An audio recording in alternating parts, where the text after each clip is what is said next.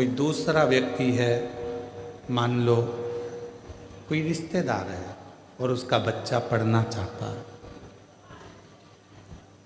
शिक्षा अध्ययन करना चाहता है,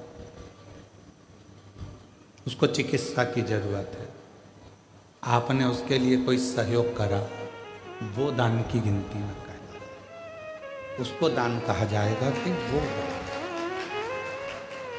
अब ऐसे तो लोग कह देते हैं कि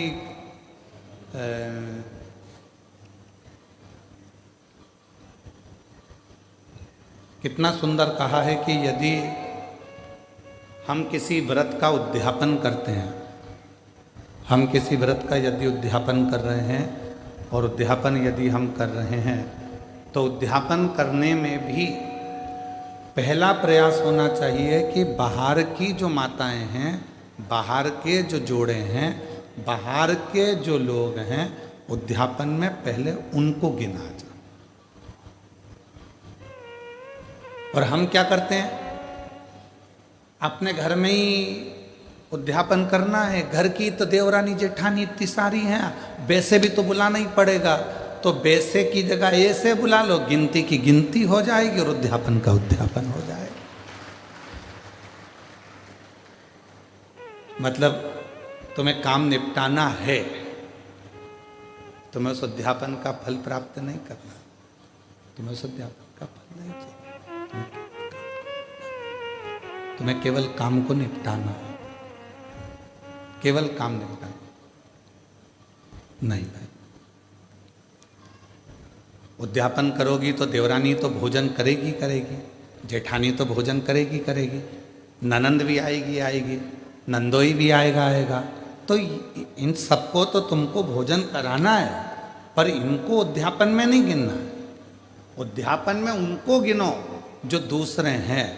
क्यों? हम अगर जेठानी को भोजन करा रहे हैं उद्यापन में और जेठानी झूठे बर्तन को हाथ लगा रही है, हम ननंद को भोजन करा रहे हैं उद्यापन में और ननंद पट्टी बिछा रही है, भोजन परोस रही है, काम कर रही है, तो तुम्हारे उद्यापन का फल कहां से मिलेगा तुमको? उस उद्यापन का फल भी तो मिलना चाहिए, उसका फल भी तो प्राप्त होना चाहिए। हमें फल कब मिलेगा? जब हम कोई दूसरा आया है उसके लिए पट्टी बिछा रहे हैं, आसन लगा रहे हैं, भोजन की थाली तैयार कर रहे हैं, भोजन करा रहे हैं, पकवान दे रहे हैं, उनको कोई सामग्री दे रहे हैं, तो वो उद्यापन का फल प्राप्त होगा।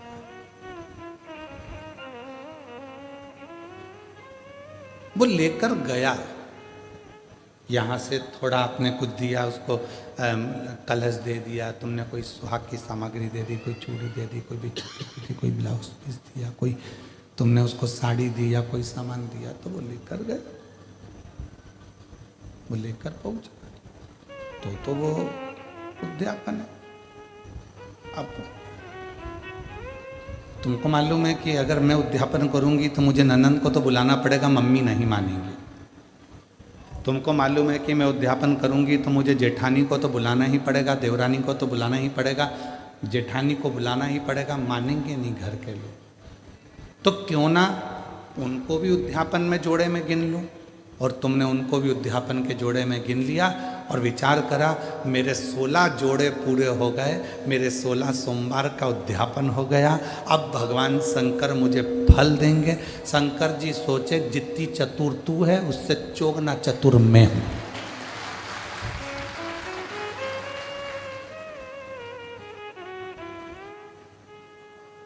कर वापिस उद्यापन, फिर वापिस कर 16 सोमवार, वापिस 16 सोमवार कर, वापिस उद्यापन कर, वापिस व्रत कर, वापिस कर। पशुपति व्रत किस किसने करे? हाथ उठा दो। पशुपति व्रत जिस जिसने करे पशुपति व्रत को, पशुपति व्रत जिस जिसने भी करे हाथ उठाओ जरा। हाँ ठीक है, रखिए, प्रणाम। हम भी करें, ठीक है, हम भी हाथ उठाए, हमने भी करा है। और हमारी धर्म पत्नी ऐसा कोई महीना नहीं जाता होगा जिस महीने में एक बार पूरे 5 पशुपति व्रत नहीं कर लेती है। उसका नियम है, वो व्रत महीना 2 महीना में, 2 महीना 3 महीना में पशुपति व्रत करती रहती करती। पशुपति व्रत में कई माताएं कहती है, गुरुजी आपने कहा कि आखिरी में जिस दिन पशुपति व्रत का उद्यापन होता है उस दिन एक श्रीफल भगवान शंकर को भेंट के साथ में चढ़ा देना चाहिए, भेंट के साथ में रख देना चाहिए। इसका मतलब क्या है? इसका महत्व क्या है? इसका मतलब क्या होगा? इसका महत्व क्या होगा? तो वो पशुपति नाथ है, उसको पशुपति नाथ कहते हैं। और वो पशुपति नाथ है। पूरे 5 व्रत में हमने मान लो कोई गलती करी हो, 5 व्रत में हमने भगवान को शीश नहीं झुकाया हो, 5 व्रत में हमने भगवान को नमन ना करा हो, तो ये जो श्रीफल है, जो ये श्रीफल, जो ये नारियल है, ये शीश का काम करता है। श्रीफल नारियल शीश का काम करता है। और ये श्रीफल नारियल हम भगवान शंकर को देते हैं। ये श्रीफल नारियल भगवान शंकर को देते हैं, प्रदान करते हैं। शंभो शंभो शंभो शंभो शंभो।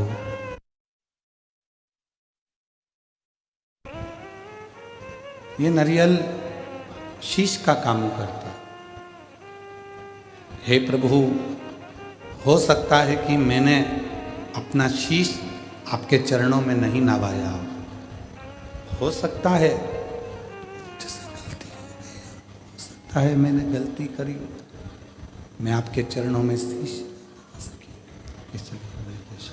इसलिए मैंने ये शीश रूपी नारियल, मैंने ये अपना मस्तक, शंभो शंभो, मैंने अपना ये मस्तक, अपना ये शीश आपके चरणों को नमन करने के लिए दिया।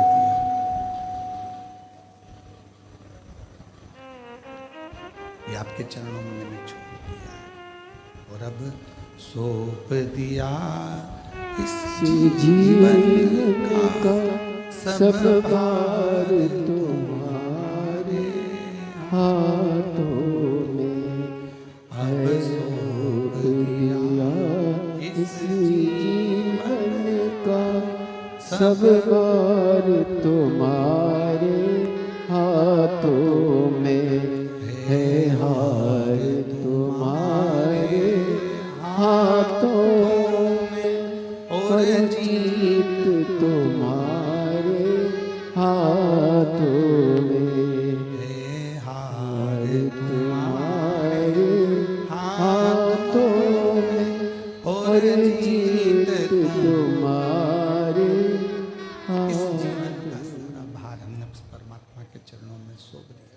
श्रीफल देना मतलब परमात्मा के चरणों में सब कुछ सौंप देना, उनके चरणों में छोड़ देना।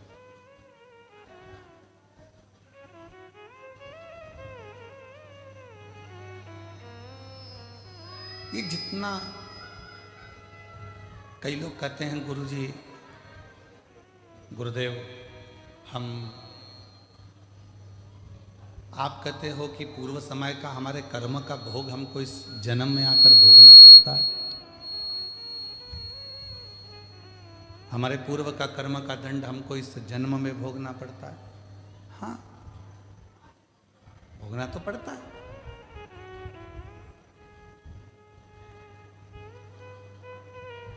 पहले जब हम छोटे थे,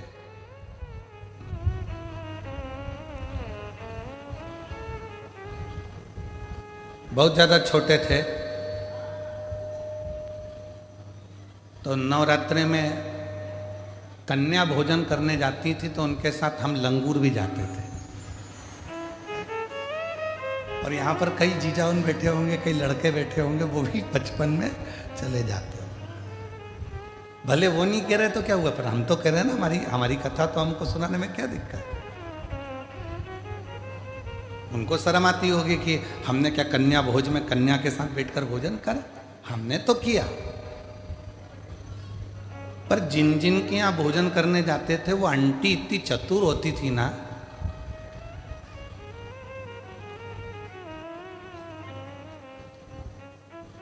पूड़ी बनाती, हलवा बनाती, सब्जी बनाती। अब उस समय पर हमें भी 3-4 घर में भोजन करने जाना पड़ता, तो कई घर ऐसे थे कि जहाँ पर हम भोजन नहीं कर पाते तो वो क्या करती, बेटा जितना खाना उतना खाना, बाकी का बांध के ले जा। वो आंटी इतनी चतुर थी कि हमें जितना खाना होता था उतना खा लेते थे, और बाद में वो आंटी ऐसे पूरा पत्तल की ऐसी घड़ी बना के उसमें पूड़ी सब्जी सब रख के और हमको दे देती थी, और साथ में विदा में एक केला भी दे देती थी, और हम चले जाते।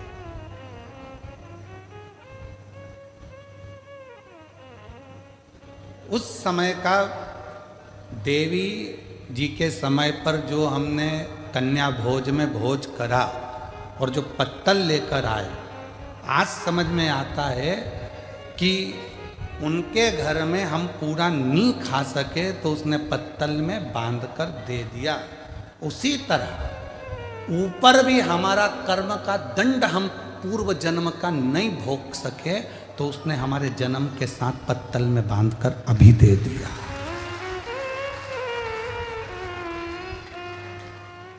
ये जितना संसार में आने के बाद हम भोगते हैं, ये हमारे वहां पर नी निपटा के आए तो आज हमें भोगना पड़ता। कोई पूर्व का कर्म जो था वो हम नहीं भोग सके तो उसका थोड़ा सा भाग रह गया, और वो भाग आज हमको भोगना पड़ा।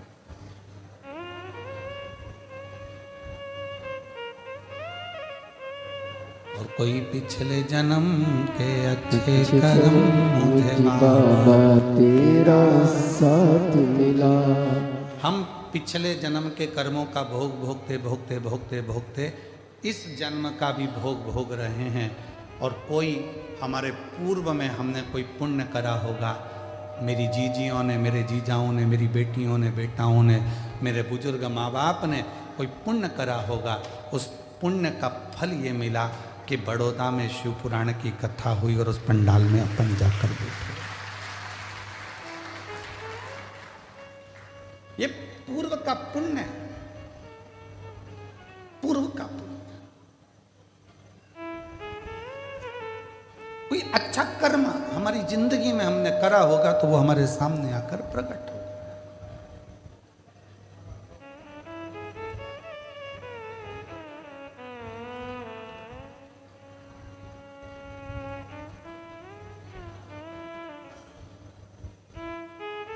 किसी ने पूछा, गुरुजी बहू कौन से कर्म से मिलती है? हमने कहा गाय को रोटी खिलाने से। अच्छा, हाँ, पूर्व जन्म में गाय तुम्हारे दरवाजे पर आती थी, तुम्हारे दरवाजे पर खड़ी रहती थी रोटी के लिए, तुम रोटी लाकर देती थी, वो खा लेती थी।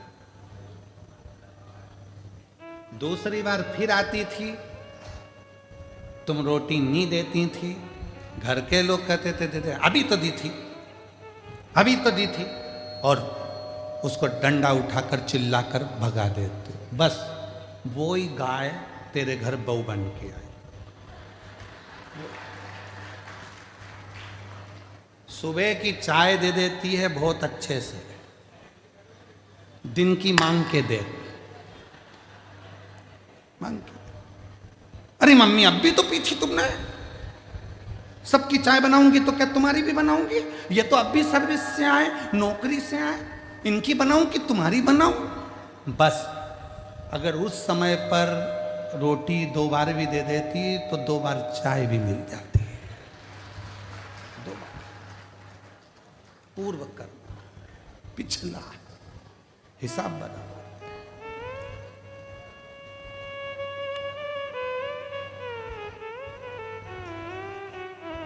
एक पुरानी कथा बा, बहुत पहले हम श्रवण कराए थे, आज फिर स्मरण में आ गई कि एक राजा के लड़के की शादी हुई और राजा के लड़के की शादी हुई और घर में बहू आ गई। शयन कक्ष में बहू पहुंच गई सोने के लिए। बेटा सो रहा था, पत्नी ने उस राजा के लड़के की तलवार जो निकाली म्यान में से। म्यान इतनी सुंदर है, इतनी सुंदर म्यान, और म्यान में से जैसे उसने सोचा कि म्यान इतनी सुंदर है तो तलवार कितनी सुंदर होगी, जो तलवार निकाली और तलवार की चमक के कारण वो हाथ से छूट गई और राजा का बेटा जिससे उसकी शादी हुई थी वो मर गया। तलवार छूटते ही उसी के ऊपर गिरी और उसका गला कट गया, वो मर गया। उस बहू ने विचार करा कि मुझे मृत्यु दंड मिलेगा, राजा का इकलौता लड़का है। उसने उस राजा के लड़के को खींचा, तुलसी के क्यारे के पीछे ले जाकर उसको पटका और कक्ष में चली गई। सवेरे सवेरे मंदिर में पंडित जी पूजन करने आए और वो चिल्ला चिल्ला कर आवाज लगाने लगी, हाय मेरे पति को मार दिया इस पंडित ने, ये पंडित ने मेरे पति को मार दिया। चिल्ला चिल्ला कर आवाज लगा। राजा के दूत आ गए, पंडित जी को पकड़ कर ले गए, अंतिम संस्कार किया बेटे का। अब दंड देने की बारी आई। राजा ने कहा कि अब इसको दंड सुनाना है, पर इस पंडित ने, इस ब्राह्मण ने मेरे घर के मंदिर की बहुत सेवा करी, इसने मेरे बेटे को क्यों मारा वो पता नहीं। पंडित जी हाथ जोड़कर बोले, महाराज मैंने आपके बेटे को नहीं मारा, मैं सत्य बोल रहा हूं, मेरी बात पर विश्वास तो करो। कोई नहीं सुना। आखिरी में राजा ने सोचा कि पंडित को मृत्यु दंड नहीं देंगे, जिस हाथ से पंडित ने मेरे बेटे को मारा है उसका हाथ काट दिया जाए। उसका हाथ काट दिया, एक हाथ का रह गया। अब पंडित जी ने मन में सोचा कि मैंने कौन सा पाप करा था ऐसा जो मेरा एक हाथ कट गया। गुरु के पास जाऊंगा, अपने गुरु जी से पूछूंगा कि मैंने पाप कौन सा करा। पंडित जी पहुंच गए अपने गुरु जी के पास में, और जो गए गुरु जी के पास में तो गुरु जी तो घर में नहीं थे, उनकी धर्म पत्नी थी। जैसे ही दरवाजा बजाया, गुरु जी गुरु जी गुरु जी, इतने में पत्नी दौड़ कर आई। कौन गुरु जी? ना जाने कहां कहां से आ जाते हैं चिल्लाने के लिए। मेरे गुरु जी यहीं रहते थे। हाँ, कहीं पर पड़ा होगा तेरा गुरु, चल निकल यहां से। पत्नी चिल्ला कर दौड़ी। पंडित जी चले गए। फिर इंतजार करें मेरे गुरु आएंगे, और गुरु जी आए। दरवाजा बजाया, पत्नी कहीं गई थी, दरवाजा खोला गुरुजी ने। गुरुजी, हाँ बेटा तुम, ये तेरा हाथ कैसे कट गया? वही तो पूछने आया हूं गुरुजी कि मैंने कौन सा पाप करा था जो मेरा हाथ कट गया। मैंने तो राजा के लड़के को मारा भी नहीं और मुझे ये दंड मिल गया। पर गुरुजी मैं इस सब बात में पूछूंगा, पहले मेरा एक प्रश्न है उसका उत्तर दीजिए। गुरुजी ने पूछा, कौन सा प्रश्न? गुरुजी, मैं सुबह आया था, दरवाजा बजाया था, आपकी धर्म पत्नी ने मुझे खूब गाली सुनाई और आपको भी सुनाई। मेरा कर्म दंड बाद में बताना, पहले ये बताओ कि आपका पूर्व का कौन सा कर्म था जो ऐसी मिली है?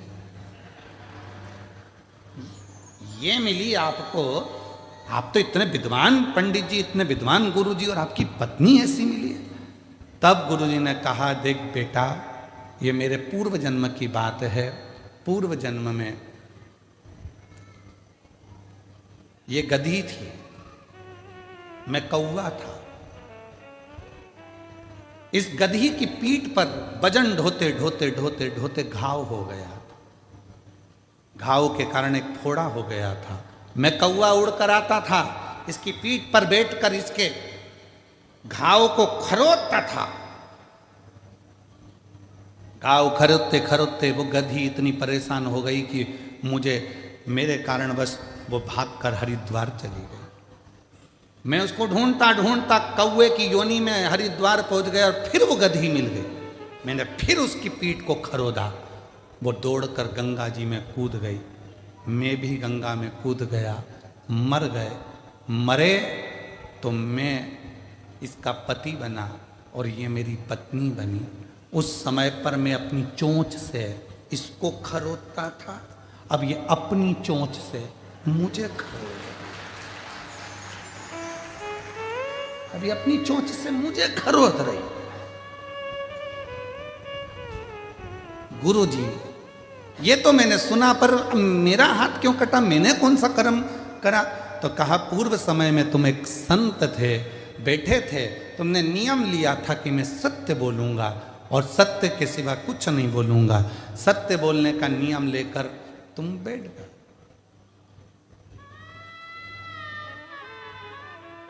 और उसी समय पर एक कसाई के हाथ से गाय छूट कर भागी, छूट कर भागी। तुम तप कर रहे थे, गाय तुम्हारे सामने से निकल गई। कसाई ने आकर तुमसे पूछा, तुमने मेरी गाय देखी है? तुम्हें सत्य बोलना था,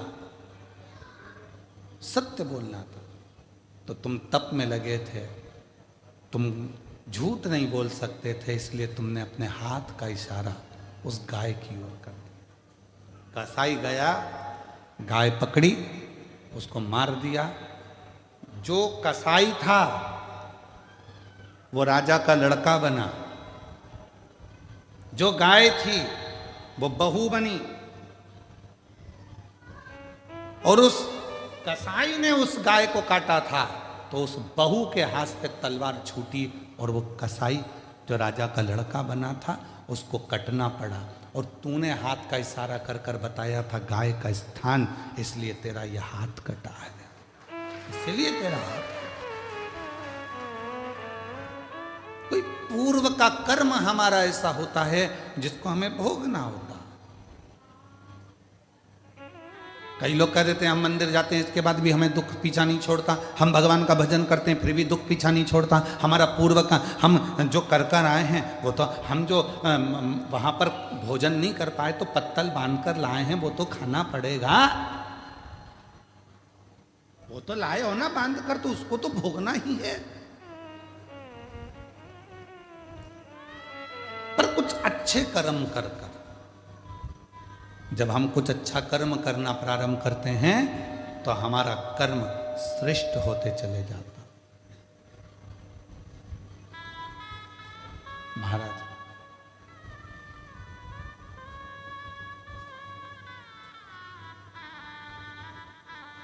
कोई पिछले जन्म के अच्छे कर्म मुझे बाबा तेरा साथ मिला, पिछले जन्म के अच्छे कर्म मुझे बाबा तेरा साथ मिला।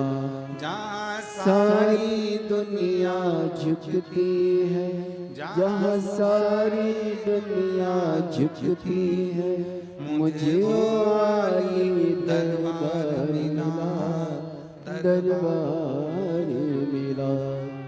पिछले जन्म के अच्छे कर्म मुझे बाबा तेरा साथ मिला। कोई पूर्व का कर्म होगा जो हम भोग रहे हैं। इसीलिए शिव महापुराण की कथा कहती है अपने बच्चों को मंदिर जाने की आदत डालो, अपने बच्चों को एक लोटा जल ले जाकर शिव मंदिर में भेजो, अपने घर के एक एक बच्चे को शिवालय तक भेजने का प्रयास करो। क्यों?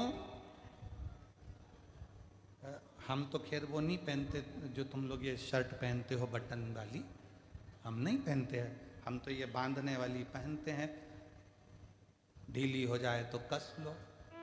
अब तुम्हारी तो जो फिटिंग है वैसी की वैसी पहन लो, भले ढीला ढिल्ला हो। पर जितने लोग भी वो कमीज पहनते हैं, वो शर्ट पहनते हैं, वो बटन वाली शर्ट पहनते हैं, उनको मालूम है अगर एक बटन ऊपर की ही गड़बड़ हो गई तो नीचे तक सारी बटन बोलो बोलो जम के गड़बड़ रहेगी। एक बटन अगर सही लग गई तो जितनी भी बटन है वो सब सही हो जाएगी। एक बटन अगर आड़ी टेढ़ी हो गई तो सारी बटन आड़ी टेढ़ी हो गई। उसी तरह यदि बचपन आड़ा टेढ़ा हो गया तो जवानी अधेड़ी और बुढ़ापा भी आड़ा टेढ़ा हो गया। बटन पहले नंबर की अगर सही है तो बाकी की बटन भी सब सही है, सब सही।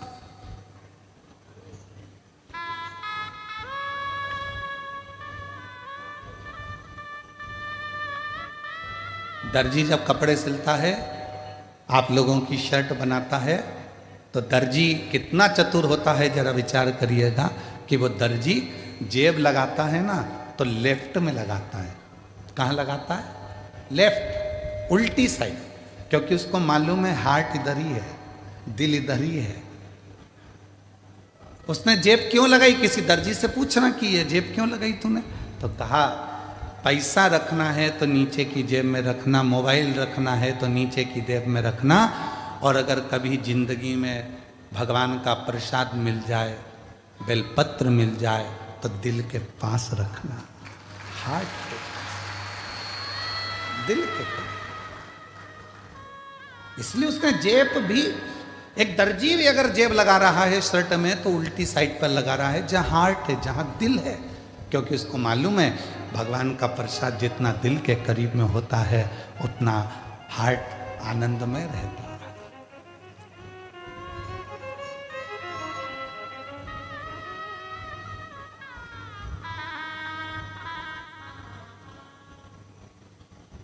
पर दुनिया के लोग ना जाने क्या आज के समय में लोगों को हो गया, परेशानी अपने माथे पर लेते जाते हैं।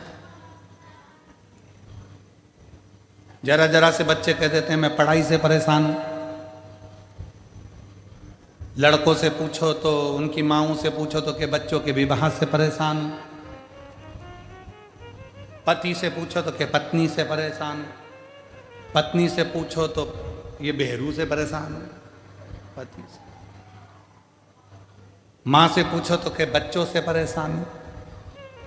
मतलब आज के जमाने में, आज के समय में प्रत्येक व्यक्ति ने परेशानी को अपना दामन में बांध कर रखा है। प्रत्येक व्यक्ति ने परेशानी को अपने पल्लू में बांध कर रखा है। उसने शुरू से अभी तक, बचपन में पढ़ाई से परेशान था, बड़ा हो गया तो गाड़ी से परेशान हो गया, फिर धीरे बड़ा हुआ तो सर्विस से परेशान हो गया, फिर ऑफिस में नौकरी भी लग गई तो नौकरी के ऑफिसरों से परेशान हो गया, फिर जाने में ट्रैफिक से परेशान हो गया, इधर उधर घूमने में परेशान हो गया। मतलब परेशानी उसने बांध कर रखी है। तो ये परेशानी मिटेगी कैसे? उसको मिटाने का कोई दूसरा साधन नहीं है।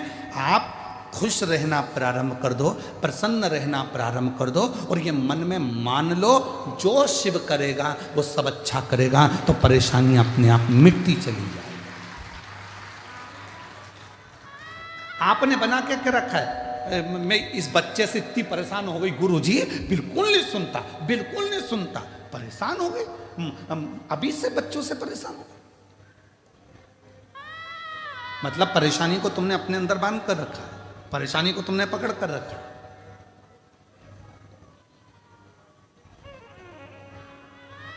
यहां आज कथा में सूरत में जिन्होंने कथा करवाई थी, सम्राट भाई पाटिल आए हुए हैं। कहाँ बैठे? अच्छा, प्रणाम। पहली कथा जो सूरत में कराई थी आपने, बड़ी सुंदर कथा कराई। एक बार जोरदार ताली बजाकर आपको बहुत बहुत साधुवाद। विराज जब हम इनके यहाँ ठहरे थे तो सम्राट भाई बोले कि गुरुजी इतनी भीड़ सूरत में आ गई है, बड़ा सोचना पड़ रहा है। हमने कहा बिल्कुल मत सोचो और ना परेशान हो, ना तुमने बुलाया है ना तुम बुला सकते हो। ये तो उसका डमरू बजता है तो कोई चल कर आता है।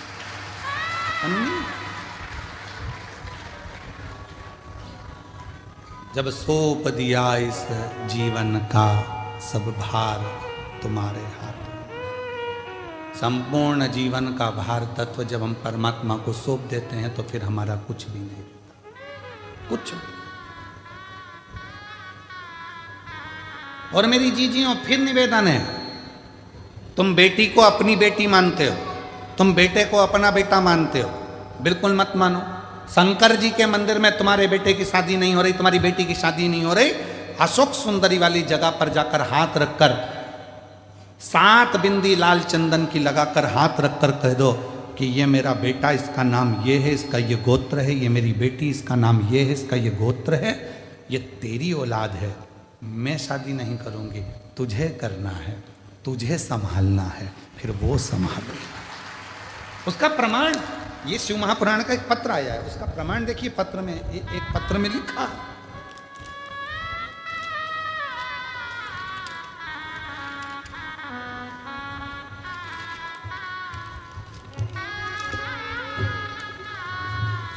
पत्र में लिखा, सीमा दिलीप ढकाते, प्लाट नंबर 296, द्वारकेश नगर, सूरत,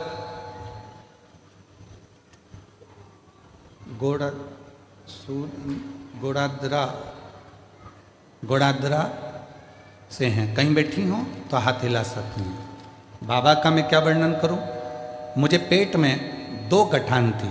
पहली सोनोग्राफी में 18/9/2025 को उसमें पता चला कि मुझे पेट में 30 mm की और 25 mm की गठान हो गई है।